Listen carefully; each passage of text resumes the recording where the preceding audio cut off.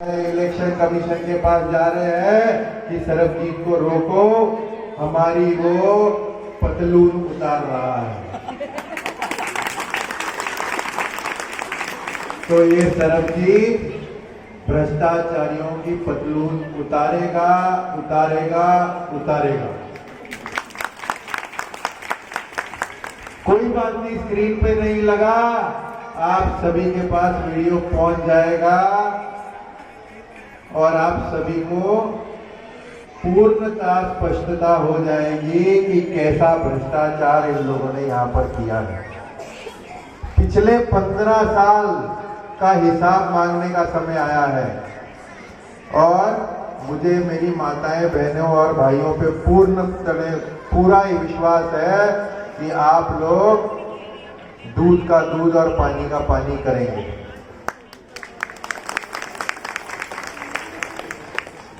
पिछले 15 सालों में इस वार्ड में केवल और केवल भ्रष्टाचार हुआ है और मेरी लड़ाई में आप सभी को ये बता दूं कि भारतीय जनता पार्टी से हमारी टिकट कंफर्म हुई थी ऑलमोस्ट, मगर लास्ट मौके पे कुछ ऐसा हुआ कि ये शिवसेना के कोटे में गई सीट, तो हमारी टिकट कट गई। तो कटने के बाद भी हमको कोई नाराजगी नहीं, कोई बात नहीं, कंपटीशन है, किसी को मिलेगी किसी को, चलता रहता है, ये तो ऊपर नीचे होता रहता है। पर नाराजगी इस बात की है कि जिसको शिवसेना ने टिकट दी वो एक भ्रष्टाचारी है। उस भ्रष्टाचारी के खिलाफ लड़ाई लड़ने के लिए इस मैदान में उतरा हूं। आप सभी को पता है, जब सहार गांव के लोग उनके पास जाते हैं तो क्या कहते हैं, सहार से मुझे वोट नहीं मिली, मैं तो पैसा देकर जीत के आया हूं। तो इस बार उसको सबक सिखाएंगे कि नहीं सिखाएंगे? सहार के लोग सिखाएंगे कि नहीं सिखाएंगे? तो ये लड़ाई जो है वैचारिक लड़ाई है, भ्रष्टाचार के खिलाफ लड़ाई है। मुझे किसी पार्टी से कोई नाराजगी नहीं है, ना मेरे भारतीय जनता पार्टी से नाराजगी है, ना मुझे शिंदे साहब से नाराजगी है। नाराजगी उस भ्रष्टाचारी से है जिसको ये टिकट दी गई। आप सभी जानते होंगे कि 4 महीने पहले खंडनी के आरोप में जेल की हवा खा चुके हैं, 6 दिन लॉकअप में रह के आए हैं। पता है कि नहीं पता है? सबको पता है ना? तो कौन सी बहुत बड़ी बहादुरी की थी कि जो जेल में रहना पड़ा? क्यों? थोड़े दिन पहले अच्छा, एक बात और, जहां जाते हैं भाषण में सरबजीत पे ही टिप्पणी करते हैं। अरे भैया, यहाँ 2 पार्टियां और खड़ी है, मैं तो एक अपक्ष उम्मीदवार हूं, पर बार बार सरबजीत सिंह संधू को टारगेट करता है क्योंकि वो डर गया है, उसको अपनी हार दिखाई दे रही है और सरबजीत सिंह जीत दिखाई दे रही है। पर ये मेरी जीत नहीं है, ये आप लोगों का विश्वास और आप लोगों का जो प्यार मुझे मिल रहा है, ये उसकी जीत है। ये मेरी औकात नहीं है, ये सब मेरे उन कार्यकर्ताओं की जीत है जो दिन रात मेरे लिए खून पसीना बहा रहे हैं। और मैं भी आज माता जी के मंदिर के सामने वचन देता हूं कि जिन कार्यकर्ताओं ने मेरे लिए खून पसीना बहाया है, उनको न्याय देने का काम, उनका कर्जा उतारने का काम ये सरबजीत सिंह संधू करने वाला है।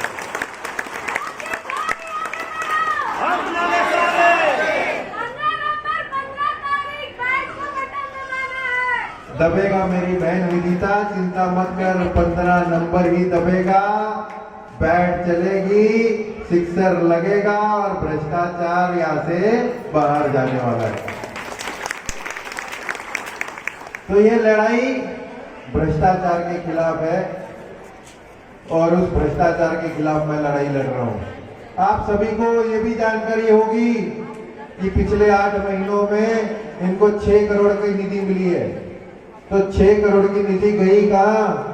कुछ 1 नंबर पे दिखाया गया, 1 नंबर रोड सहार, कुछ पीछे साबूबाई चाल, कुछ और गलियां, ये पीछे अलमेड़ा हाउस, उसके पास 15 लाख, तो ये 15 लाख गए कहा भाई, वहां पर तो काम ही नहीं हुआ। चिमटपाड़ा में गांव देवी मंदिर दिखाया गया और उसका 20 लाख रुपया खा गए, मंदिर तक नहीं छोड़ा इन लोगों ने। तो ये लड़ाई इस वैचारिक लड़ाई है कि जो आदमी मंदिर के पैसे खा सकता है, क्या इसका साथ दोगे? क्या जो मंदिर के नाम पर पैसे खा गया ऐसे आदमी का साथ देंगे क्या हम? ये लड़ाई वैचारिक लड़ाई है, भ्रष्टाचार के खिलाफ लड़ाई है। एक सत्यनारायण जनरल स्टोर चिमटपाड़ा में दिखाया गया, तो जब हम वहां गए तो हमको तो कहीं सत्यनारायण जनरल स्टोर मिला नहीं। आप जाकर देख सकते हैं, आप चिमटपाड़ा में ढूंढ सकते हैं, आपको कहीं भी सत्यनारायण जनरल स्टोर नहीं मिलेगा। 10.25 लाख रुपए का फंड उसका खाया गया। ऐसे ही कर करके टाकपाड़ा में 75 लाख का काम दिखाया गया, मगर जब मैं वहां गया अपनी बहनों को पूछा कि बताइए कहाँ 75 लाख का फंड वापरा है, तो बोलने लगी हम पानी से त्रस्त हैं, पिछले 10 साल से रो रहे हैं, कोई नहीं आता, कोई हाल नहीं पूछता और पानी का कोई नामो निशान नहीं है। अरे अगर 75 लाख तेरे को मिला था भाई, उसमें से अगर 5 लाख खर्चा करके उस बहनों को पानी दिया होता तो आज वो बहनें तुम्हें गाली नहीं देती, वहां से भगाती नहीं। उन बहनों ने जब वो प्रचार करने गया उसको कहा कि भैया हमारे पास मत आ, ये तेरे गिफ्ट तेरे घर पे रख, हमको तेरे गिफ्ट नहीं चाहिए, हमको पानी चाहिए, हमको मूलभूत सुविधा चाहिए, हमको गटर चाहिए, हमको हमारी गली बना के चाहिए। इसने सिर्फ वार्ड को लूटने का काम किया है।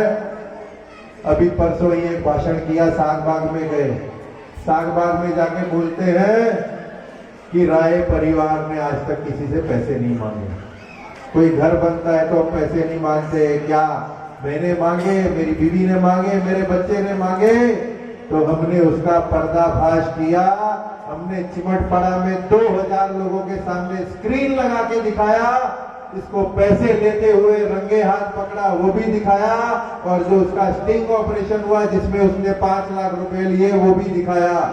तो आज इतने डरे हुए हैं कि पुलिस प्रशासन का प्रेशर लगा रहे हैं।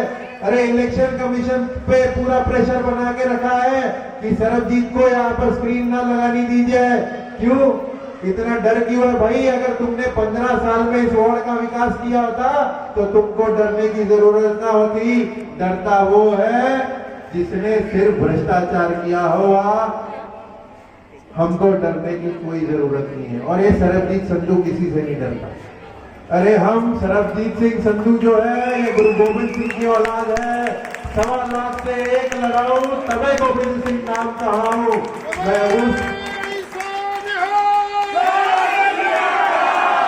मैं उस दशमेश पिता का वारिस हूं, तो डरना हमारे खून में ही नहीं है।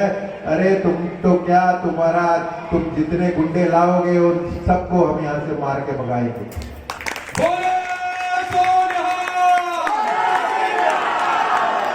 तो इस व्यक्ति ने केवल और केवल भ्रष्टाचार किया है।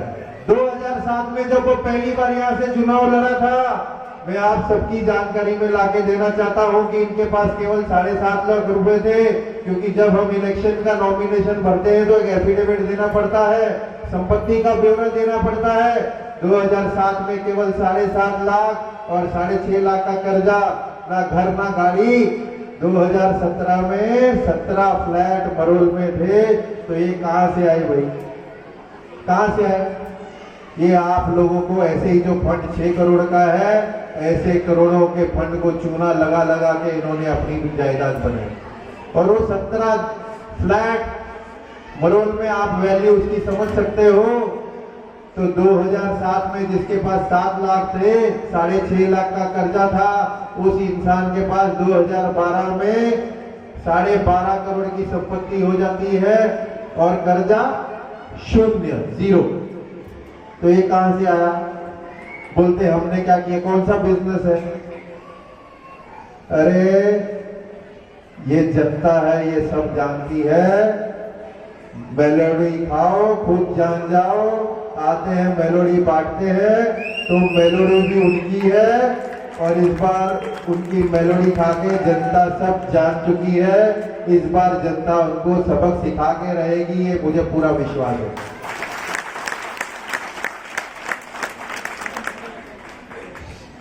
एक ही एजेंडा, सिर्फ भ्रष्टाचार। और किया क्या वार्ड के लिए? आप मुझे, इतने लोग यहाँ बैठे हैं, एक आदमी हाथ उठा के बताए कि उसने वार्ड के लिए किया क्या है और उसको क्यों वोट देना चाहिए।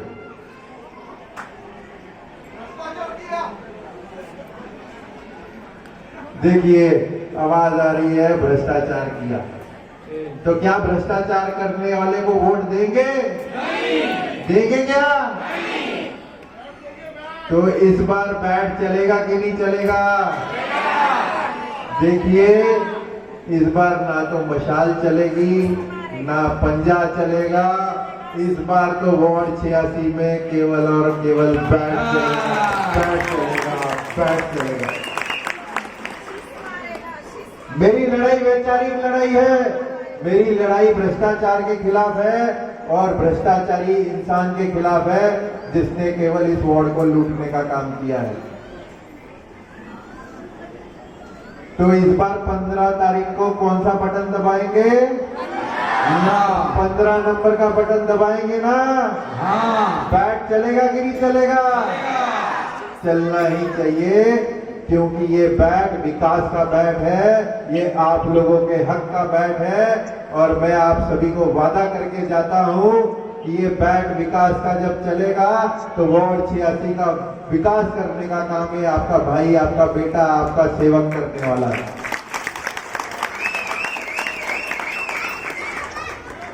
तो इस बार बल्ला चलाएंगे, भ्रष्टाचारियों को भगाएंगे। इस बार बल्ला चलाएंगे 15 तारीख, 15 तारीख। तो बैट चलने वाला है कि नहीं चलने वाला है? तो इस बार हम सबकी निशानी, हम सबकी निशानी। बस इतना ही कहना चाहूंगा कि आप, अभी एक और बात, मुझे अभी थोड़ी देर पहले एक फोन आ रहा था कि चिमटपाड़ा में एनवेलप पटे जा रहे हैं, एनवेलप पट रहे हैं, 2-2, अढ़ाई हजार के घर घर जाके जो एनवेलप पट रहे हैं। तो ये उनकी हक की कमाई नहीं है, आप लोगों को लूट लूट के उन्होंने जो अपनी जेबें भरी है वो पैसा लोगों में बांट रहे हैं।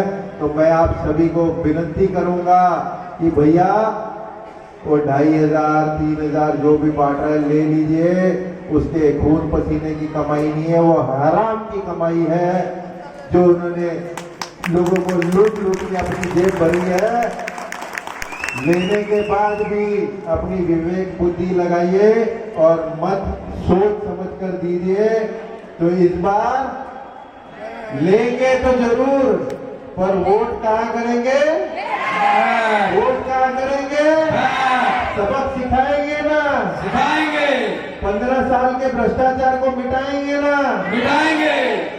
बिल्कुल भ्रष्टाचार मिटाएंगे और विकास का बैट चलाएंगे। बैट चलेगा भी, विकास भी होगा। आप कोरोना काल था, कोई दिखा? सिर्फ एक सरबजीत सिंह संधू था जो 22 को लॉकडाउन लगा और 23 को फील्ड पे था। रोज 5000 लोगों का खाना बनाते थे सुबह शाम और लोगों को बांटने जाते थे। 10,000 से ज्यादा हमने किट्स बांटी। हमने ये नहीं देखा कि वार्ड 86 का है या नहीं। हम तो भिवंडी तक गए, क्योंकि मैं एक ऐसी कौम से आता हूँ, सिख कौम से आता हूँ, जिसको सेवा परमो धर्म सिखाया जाता है, जिसको ये सिखाया जाता है कि सेवा ही कर्म है और सेवा ही धर्म है। और ये भी सिखाया जाता है कि जब अत्याचार होगा,